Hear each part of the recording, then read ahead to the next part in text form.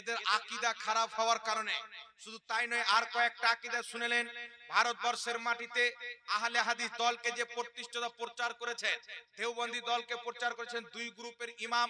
ইসমাইল দেহলভি নিজের কিতাব সিরাতে মুস্তাকিম 148 পৃষ্ঠা, আমার গাড়িতে এগুলো কিতাব ভরা আছে, দারুল উলুম দেওবন্দের ছাপ। কি লিখতেছেন? নামাজের মধ্যে যদি গরুর শরণ চলে আসে নামাজ হয়ে যাবে, গাধার শরণ চলে আসে নামাজ হয়ে যাবে, জেনার শরণ চলে আসে নামাজ হয়ে যাবে, কিন্তু নবীর শরণ আসলে নামাজ হবে না, শিরক হবে। একটু জোরে হবে না বাবা, নাউজুবিল্লাহ। নবীর শরণ আসলে নামাজ হবে না। দেওবন্দ মাদ্রাসার প্রতিষ্ঠাতা লিখছে কি, তাহজিরুন নাস কিতাবের মধ্যে কি লিখতেছেন? একজন উম্মতি আমল করে নবীর চাইতে বড় হতে পারে। আচ্ছা বলেন তো বাবা, উম্মতি আমল করে নবীর চাইতে বড় হতে পারে? বেটা চাকরি পেয়ে গেলে বাপের বাপ হতে পারে? বাপ চাষা হোক আর মূর্খ হোক, বাপ বাপ থাকে, বেটা বেটা থাকে, না কি বলেন? বলে উম্মতি আমল করে নবীর চাইতে বড় হতে পারে, কিন্তু পৃথিবীর মুসলমান আমার আপনার নবীর একটা আমল, মেরাজের রাত্রিতে গিয়ে আমার নবী মুস্তাফা খোদাকে দেখেছেন। যদি এই আমলকে এক পাল্লাতে রাখা হয়, পৃথিবীর সমস্ত আমলকে এক পাল্লায় রাখা হয়, খোদার কসম খেয়ে বলি পৃথিবীর সমস্ত আমল নবী মুস্তাফা আল্লাহকে দেখেছেন, এর সমতুল্য হতে পারে না মুসলমান। আমার নবীকে দেখলে সাহাবী হয়ে যায়, তাহলে যিনি আল্লাহকে দেখেছেন কত মর্যাদা হবে বাবা? একটু জোরে হবে না সুবহানাল্লাহ? আর একটু জোরে হবে না সুবহানাল্লাহ? এই জন্য বলছে, কেউ বলবে নবীর নাম চুমুন দেওয়া যাবে না। একটা মৌলবি বেরিয়েছেন, বলছে কিছু মৌলবি বেরিয়েছেন ও আবার নবীর নাম শুনে চুমুন দেয়। আমরা এগুলো করি না, তুই করবি কেন? আল্লাহ তো দেখছে তোমার চেহারাতে সকাল সন্ধ্যা শয়তান পেশাব করছে, তোমার নাপাক মুখ আর নবী মুস্তাফার পবিত্র নাম তোমার জবানে যেন না লাগে, আল্লাহ চাই না। এই মুকদ্দার, এই কিসমত আল্লাহ আমাদের কপালে রেখেছেন। তাই আলহামদুলিল্লাহ আমরা নবী মুস্তাফার নাম শুনে বিরুদ্ধ আঙ্গুল চুমুন দিয়ে চোখে লাগাই। এটা বানানো মাসলা নয়। মুসনাদুল ফিরদাউসের মধ্যে হাদিস, আবু বকর সিদ্দিক রাদিয়াল্লাহু তাআলা আনহু আযানে নবী মুস্তাফার নামকে শুনে বিরুদ্ধ আঙ্গুল চুমুন দিয়ে চোখে লাগিয়েছেন মুসলমান। আর একটু জোরে হবে না সুবহানাল্লাহ? তো কিয়াম করা যাবে কি যাবে না? নবীর নাম চুমুন দেওয়া যাবে কি যাবে না? এই মাসলা হচ্ছে মুসলমানদের মাসলা। কাদের মাসলা বাবা জোরে বলেন? এইগুলো হচ্ছে মুসলমানদের মাসলা। কিন্তু বর্তমান সময় যারা দেওবন্দি আছেন, তবলিগি জামাতের লোক আছেন, আর যারা নিজেকে আহলে হাদিস বলে দাবি করে, এরা যেইগুলো গালি আল্লাহ আল্লাহর নবীকে এবং সাহাবীকে নিজের কিতাবের মধ্যে দিয়েছেন, তাদের গালি অনুযায়ী তারা মুসলমান নয়। নিজেকে মুসলমান প্রমাণ করতে পারবে না। এটা নয় যে আমি গলা বাজিয়ে চলে গেলাম। আপনাদের ভাগবান গোলার পাশে থানা জলঙ্গিতে একটা বিমল দাসের বেটা বেরিয়েছে, ব্রাদার বলে নাম। নামটা শুনেছেন আপনারা? নামটা শুনেছেন? আমার মনে হয় ওর বাপ মিথ্যার গুটকা খেয়ে ওকে জন্ম দিয়েছে। কুরআন হাদিসের নামে যা মিথ্যাচার করে, এই আহলে হাদিস মতের লোক পৃথিবীতে কোনো মতের লোক এত মিথ্যা কথা বলে না। এই বাংলাদেশে গিয়ে গিয়ে চ্যালেঞ্জ করে, কোথায় গিয়ে গিয়ে চ্যালেঞ্জ করে, কিন্তু আমরা তাদেরকে চ্যালেঞ্জ করতে চাই। যদি হিম্মত থাকে তো অনলাইনের মাধ্যমে আমাদের বিপক্ষে একটা নাম নিয়ে ভিডিও বানাও যে মুফতি জাহাঙ্গীরের চ্যালেঞ্জ অ্যাকসেপ্ট করলাম, আকীদা নিয়ে বাহাস হবে। খোদার কসম খেয়ে বলি, আহলে হাদিস মতবাদ, ওয়াহাবি মতবাদের যেই আল্লাহর ব্যাপারে যে আকীদা, নবীর ব্যাপারে যে আকীদা, এই আকীদা হচ্ছে কুরআন হাদিস বিরোধী। তাই তারা মুসলমান নিজেকে প্রমাণ করতে পারে। চ্যালেঞ্জ থাকলে, হিম্মত থাকলে চ্যালেঞ্জ অ্যাকসেপ্ট করো। না খঞ্জার উঠেগা না তলোয়ার তুমসে ये बाजू मेरे आजमाए हुए। আপনারা বলেন, আমার আল্লাহ কি এত ত্রুটিওয়ালা যে মিথ্যা বলবে? নাউজুবিল্লাহ। আমার নবীর মতন জ্ঞান কি আল্লাহ জানোয়ারকে দিয়েছেন? আমার নবীর পরে কি নবী আসতে পারে? আমার নবীর চাইতে শয়তানি জ্ঞান কি করে বেশি হতে পারে? লিখছেন নবীর শরণ আসলে নামাজ হবে না, গাধার শরণ আসলে নামাজ হবে। এই গাধার বাচ্চাদের সাথে কুরবানি দিলে কুরবানি হবে?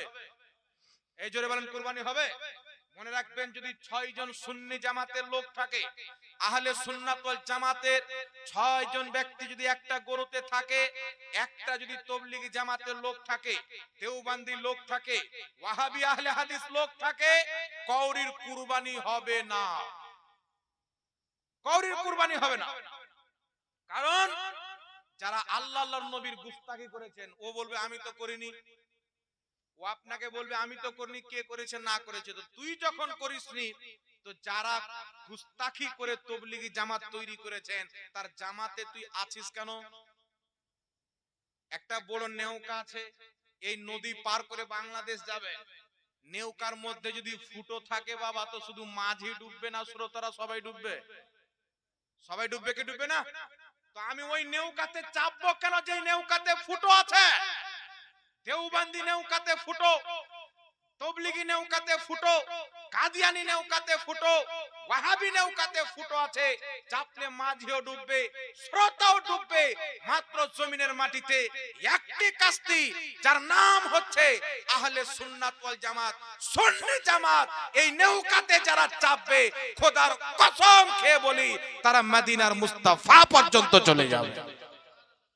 এই নৌকার প্যাসেঞ্জার হচ্ছে খাজা মঈনুদ্দিন চিশতি, এই নৌকার প্যাসেঞ্জার হচ্ছে বরেলির আলা হযরত, এই নৌকার প্যাসেঞ্জার হচ্ছেন দাতা আলী মাহবুব শাহ রাহমাতুল্লাহ আলাইহি, এই নৌকার প্যাসেঞ্জার বাগদাদের গাউসে আজম, এই নৌকার প্যাসেঞ্জার হযরতে ইমামে হুসেন শহীদে কারবালা, এই নৌকার প্যাসেঞ্জার মাওলা আলী। ইনারা যে কাস্তিতে থাকবে ওই কাস্তি সোজা মদিনা যাবে। জোরে বল সুবহানাল্লাহ। এই জন্য আপনি যদি গুস্তাখি না করেন, তো যেই গুস্তাখ তবলিগি জামাত তৈরি করেছেন, আপনি ওই জামাতে কেন যাচ্ছেন? ঠিক না ঠিক বাবা, একটু জোরে বলে। ওই নৌকাতে কেন যাচ্ছেন যে নৌকা খারাপ?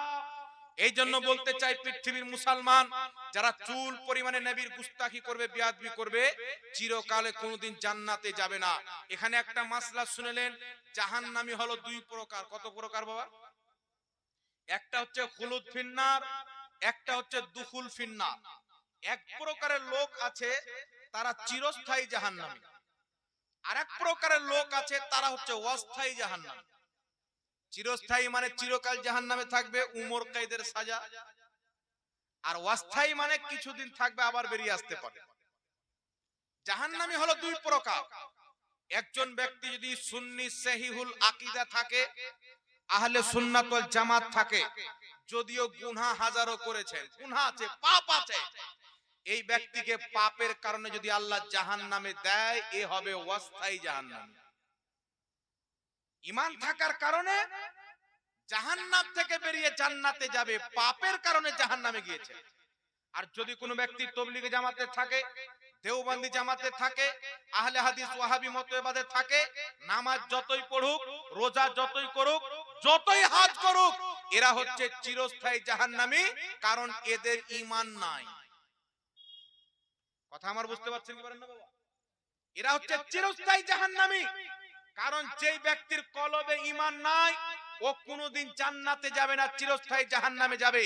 সহিহ বুখারীর মধ্যে হাদিস, রাসূল পাক বলছেন, যার অন্তরে রের দানা পরিমাণে ঈমান আছে বা তার চাইতেও কম ঈমান আছে, আমি নবী মুস্তাফা তাকে জাহান্নাম থেকে বের করে শাফাত করে আমি তাকে জান্নাতে নিয়ে যাব। জোরে বল সুবহানাল্লাহ। রের দানা পরিমাণ ঈমান, তার চাইতে যদি কম ঈমান থাকে, নবী শাফাত করে জান্নাতে নিয়ে যাবেন। এই হযরতে ইমাম ইবনে মাজাহ নিজের কিতাব সুনান ইবনে মাজার মধ্যে সহিহ সনদে হাদিস নিয়েছেন। আনাস ইবনে মালিক রাদিয়াল্লাহু তাআলা আনহু قال قال رسول الله صلى الله عليه وسلم شفاعتي لأهل الكبائر من উম্মতি। রাসূল পাকের সাহাবী হযরতে আনাস বর্ণনা করছেন, আল্লাহর নবী বলেছেন, আমার শাফাআত হচ্ছে আমার উম্মতের বড় বড় পাপীদের জন্য। আহলিল কাবাইর মিন উম্মতি, যারা বড় বড় পাপ করেছে কিন্তু আহলে সুন্নাত ওয়াল জামাতের প্রতি কায়েম ছিল, আমি নবী তার শাফাত করে জান্নাতে নিয়ে যাব। এবার আপনারা বলেন, কেউ যদি নবীর চুল পরিমাণে বেয়াদবি করে, তার ঈমান থাকবে বাবা? কথা আপনাকে বুঝতে হবে। এখানে আমি বুঝাতে এসেছি, মাজমাল উঠতে নয়। এমন বক্তব্য আমাদের জানা আছে, স্টেজ থেকে বারবার নারা লাগবে, সব খুশি হয়ে জয় হয়ে চলে যাবে। কিন্তু আমার উদ্দেশ্য হচ্ছে, আমার বক্তব্য শুনে যদি একটা লোকের ঈমান আকীদা আমল বেঁচে যায়, ওটাই আমার জন্য সফলতা। কথা আমার বুঝতে পারছেন কি পারেন না বাবা? এবার আপনারা বলেন তো, নবীকে কেউ গালি দিলে ঈমান থাকবে? তো নবীর মতন জ্ঞান প্রত্যেক পশু পাখিকে আছে, এটা নবীকে গালি দেওয়া হলো না? আল্লাহ মিথ্যা বলতে পারেন, গালি দেওয়া হলো কি হলো না আল্লাহকে? নবীর পরে নতুন নবী আসতে পারে, এটা আল্লাহরও অপমান হলো, নবীরও অপমান হলো। কারণ আল্লাহ কোরআনে বলেছেন খাতামান নবিয়্যিন, নবী বলেছেন লা নবিয়্যা বাদি, আমার পরে কোনো নবী নাই। আর দেওবন্দীদের প্রতিষ্ঠতা, তবলিগি জামাতের প্রতিষ্ঠতা কাসিম নানতাই বলছেন নবীর পরে নতুন নবী জন্ম নিতে পারে। তাহলে আপনারা বলেন, এই ধরনের আকীদা রাখলে কি ঈমান থাকবে? থাকবে বাবা? কোনই মতে থাকবে না। এই জন্য আমরা যে কুরবানিটা দিই, এটা হচ্ছে আমাদের বাপ ইব্রাহিম আলাইহিস সালামের সুন্নাত। আল্লাহর নবীকে জিজ্ঞাসা করা হলো, হুজুর কুরবানি কি? নবী বলছেন তোমাদের বাপ আদম হযরতে ইব্রাহিম আলাইহিস সালামের সুন্নাত। আপনারা সকলে শুনেছেন ইব্রাহিম আলাইহিস সালামকে আল্লাহ পাক স্বপ্নে দেখিয়েছিলেন যে তোমার যেটা সবচাইতে প্রিয় জিনিস, সেটাকে তুমি আল্লাহর রাস্তাতে কুরবানি দাও। উনি উট জবাই করছেন, জানোয়ার জবাই করছেন, আবার একই স্বপ্ন দেখছেন। আল্লাহ পাকের ইলহামে বুঝতে পারলেন আমি সবচাইতে বেশি ভালোবাসি আমার ছেলে ইসমাইল আলাইহিস সালাম। আর ইসমাইল আলাইহিস সালাম থেকে কুরাইশ বংশ এসেছেন। আরেকটা তিনার ছেলে ইসহাক আলাইহিস সালাম, উনার থেকে ইহুদি বংশ এসেছে। কথা বুঝছেন বাবা?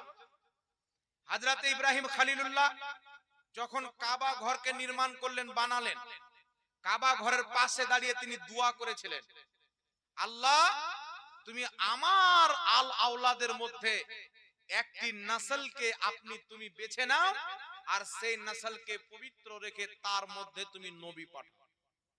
আল্লাহ তিনার দোয়া কবুল করেছেন। ইসমাইল আলাইহিস সালামের খানদান থেকে কুরাইশ খানদানে আল্লাহ নবী পাঠিয়েছেন। ইহুদিদের ধারণা ছিল যে নবী আসবে আমাদের খানদানে, কিন্তু এসেন কার খানদানে? কুরাইশ বংশে। তাই ইহুদিদের পাদ্রীরা জানতো যে ইনি আল্লাহর নবী। আমাদের নবীর হাতকে চুমুন দিত, কদম বসি করত।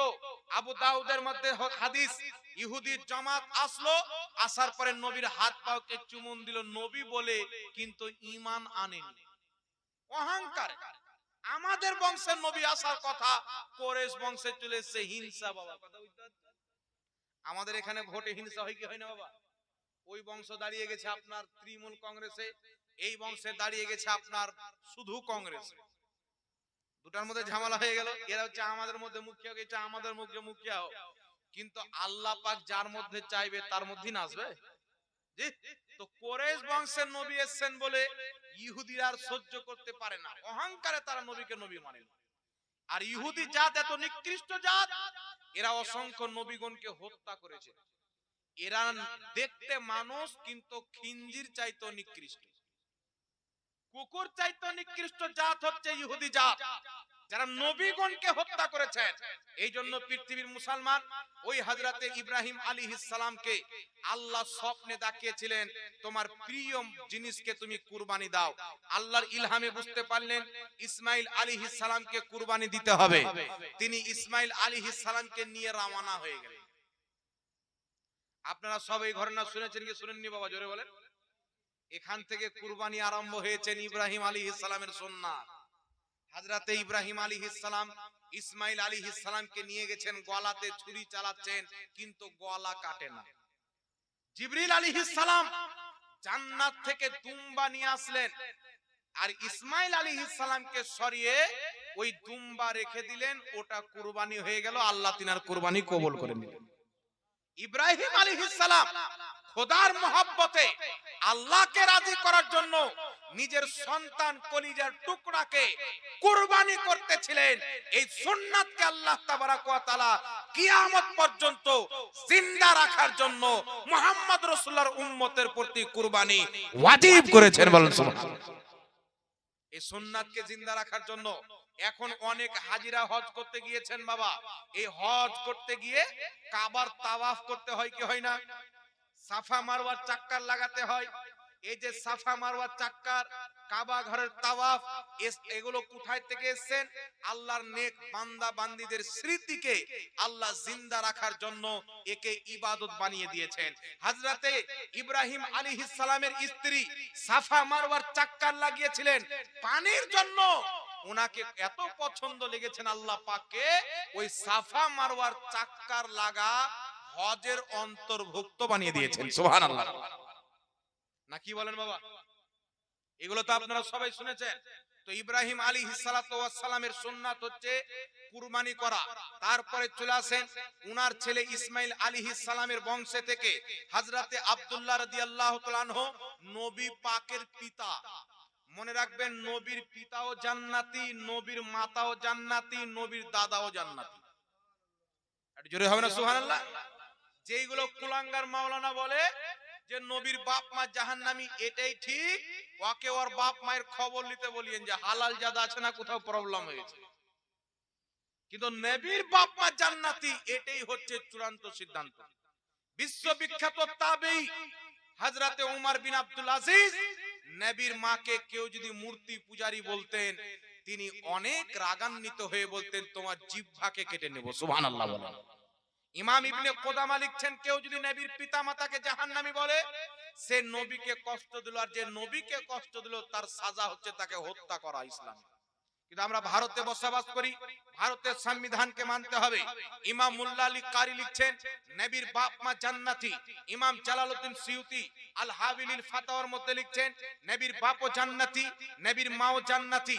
বর্তমানে যারা নবীর বাপ মাকে জাহান্নামী প্রমাণ করে, তারা একটি জাল শব্দ নিয়ে, সহিহ মুসলিমের মধ্যে হাদিস, একজন ব্যক্তি আসলেন, হুজুর আমার বাবা কোথায়? নবী বলছেন তোমার বাপ জাহান্নামে। তো বলছেন হুজুর তাহলে আপনার বাপ কোথায়? তো নবী বলছেন তোমার বাপ আমার বাপ উভয়ে জাহান্নামে। এই যে হাদিস, একজন বর্ণনা করেছেন তোমার বাপ আমার বাপ উভয় জাহান্নামে, আর বাকি 4-5 জন বর্ণনাকারী একই হাদিস বর্ণনা করেছেন, কিন্তু তোমার বাপ আমার বাপ জাহান্নামে এই শব্দটা নাই। তাহলে 4-5 জন ঠিক হবে না একজন একদিকে ঠিক হবে? বাবা জোরে বলেন, কথা বলেন। এটা উসুল। 4-5 জন যদি একটা কথা বলে, একজন শুধু একদিকে বলে, তাহলে এই 4-5 জন একদিকে ভারী হলো কিনা? তো ইনাদেরটা গ্রহণ করা যাবে, উনি একজন ওয়াহিদ, ইনার জিজ্ঞাসা করা, ইনার গ্রহণ করা যাবে না। তো তোমার বাপ আমার বাপ জাহান্নামে, এই শব্দটুকু রাবী ভুল করে বলেছেন, এটা হলো জাল শব্দ। ওখানে আমার নবী বলেছিলেন, যেটা বিভিন্ন কিতাবের মধ্যে রয়েছে, তুমি যখন কোন মুশরিকের কবর দিয়ে অতিক্রম করবে, তাকে জাহান্নামের বাশারত দিয়ে দিবে। এই কথা নবী বলেছিলেন। কিন্তু তোমার বাপ আমার বাপ জাহান্নামে, এই কথা কোশ্চিন কালো নবী পাক বলেননি। যদি কোনো ব্যক্তি আপনাকে বলে যে না হুজুর সহিহ মুসলিমে এসে মানতে হবে, তাহলে এর উত্তর আরেকটা শুনেলেন। কিতাবটির নাম হচ্ছে তাফসিরে মানার। এই কিতাবের মধ্যে লেখা আছে নবী যে বলেছেন তোমার বাপ আমার বাপ জাহান্নামে, আরবে চাচাকেও বাপ বলা হয়। তো নবী পাক এই শব্দ দ্বারা নিজের চাচা আবু তালিবকে বুঝিয়েছেন, আব্দুল্লাহকে বুঝায়নি।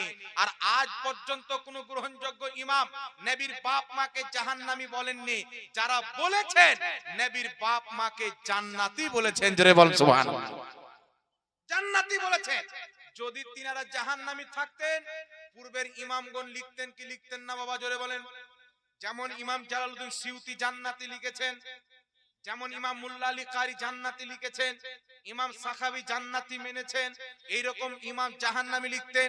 কিন্তু কোন নির্ভরযোগ্য ইমাম তিনার বাপ মাকে জাহান্নামী লেখেননি। যারা লিখেছেন তারা নবীর বাপ মাকে জান্নাতি লিখেছেন। জোরে বলতে হবে সুবহানাল্লাহ। এইজন্য যারা নবীর বাপ মাকে জাহান্নামী বলে, এরাকে বলা হবে কপাল পোড়া। কি বলতে হবে? এ হলো কপাল পোড়া। এ যেই দিন মরবে বুঝবে। আল্লাহ কুরআন পাকে বলেছেন ইন্নাল্লাহা ইউযুনাল্লাহ, ইন্না আল্লাহ পাক কুরআন পাকে বলেছেন যেই ব্যক্তি আল্লাহ আল্লাহর রাসূলকে কষ্ট দেয়। আচ্ছা বলেন তো বাবা, কেউ আল্লাহকে কষ্ট দিতে পারে? জি, আল্লাহকে কেউ কষ্ট দিতে পারে? কিন্তু আল্লাহ বলছেন যে আল্লাহ আল্লাহর রাসূলকে কষ্ট দেয়। এর অর্থ কি হবে বাবা? নবীকে কষ্ট দিলে আল্লাহ কষ্ট পায়। তো কেউ যদি নবীর বাপ মাকে জাহান্নামী বলে, তো নবী কষ্ট পাবে কি পাবে না? জোরে বলেন, আর একটু জোরে বলেন। হাকিম আল মুস্তাদরাক আলা সাহিহাইন, এটি একটি হাদিসের কিতাব। এই কিতাবের মধ্যে বিশুদ্ধ সনদে হাদিস বর্ণিত। রাসূল পাক সাল্লাল্লাহু আলাইহি সাল্লাম সাহাবায়ে কিরামকে বলছেন, আমি আমার পিতা মাতার ব্যাপারে আল্লাহর কাছে যেটাই চাইবো আল্লাহ আমাকে সেটাই দিবেন। এবার আপনারা বলেন, নবী কি নিজের পিতা মাতার জন্য জাহান্নাম চাইতে পারে না জান্নাত? জাহান্নাম চাইতে পারে, এটা কি সম্ভব? জোরে বলেন। এটা কোনো মতে সম্ভব হতে পারে বাবা? কোনোই মতে সম্ভব হতে পারে না। এই জন্য নবীর বাপ মা জান্নাতি, এটাই হচ্ছে সঠিক চূড়ান্ত ফয়সালা। যারা জাহান্নামী বলে এই মৌলবীকে তালাক দিতে হবে, ও বেটা আবার কি করে জান্নাতি হবে? যিনি নবীকে জান্নাতের মালিক আল্লাহ বানিয়েছেন, সেই নবীর বাপ মাকে কেউ যদি জাহান্নামী বলে ও বেটা জান্নাতে যাবে?